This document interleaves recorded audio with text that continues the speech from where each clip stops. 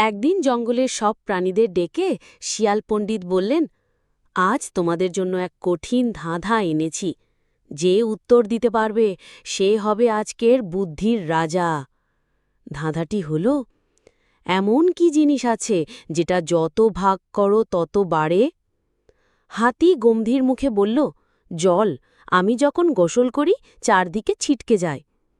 খরগোশ বলল, গাজর, আমার প্রিয়, ভাগ করলেই সবাই খেতে পারে।